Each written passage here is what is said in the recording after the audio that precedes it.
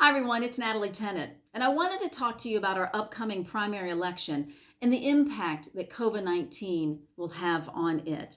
There are many safeguards and preparations that can be made to ensure the safety of our voters and election workers while protecting the security, accessibility, and integrity of our elections. I have detailed many of these options, but right now I want to highlight just a few of them. And first off, mail-in absentee ballots.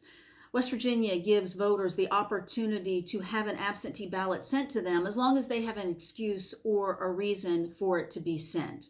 Well, certainly a medical reason could be COVID-19, and it could be considered in that. Now, if that option is used, I must tell you that county clerks would need additional resources and time to process the ballots and count them. Just think about it. More absentee ballots means more printing costs and more manpower needed in the counties. And certainly a good dose of patience, understanding, and cooperation is needed also.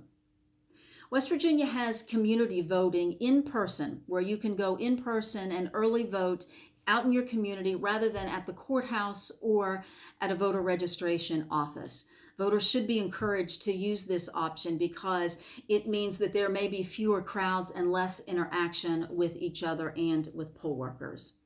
Speaking of poll workers, there is always a need for adequate poll workers nearly every election.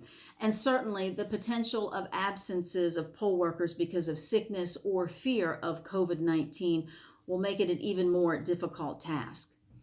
Well, since we are under a state of emergency, the state and counties could consider using the National Guard to serve as poll workers.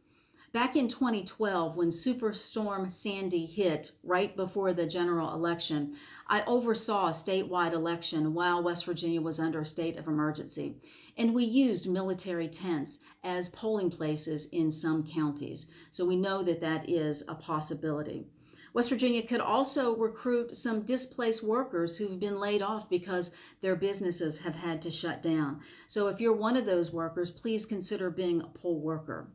And polling place safety is so important. Now, the CDC has issued guidelines on keeping polling places safe and clean, and our voting vendors have given out instructions to make sure that the machines are sanitary.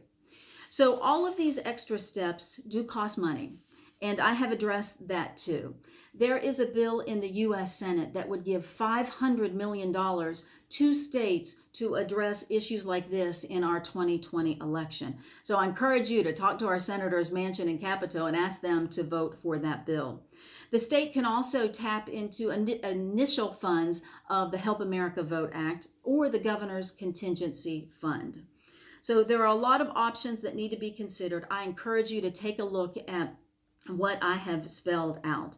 And if you have any questions, please contact me. You can direct message me here, or you can email me at info@natalietennant.com. Again, that's info@natalietennant.com. Thank you for taking the time to listen to this information, and I'll see you soon.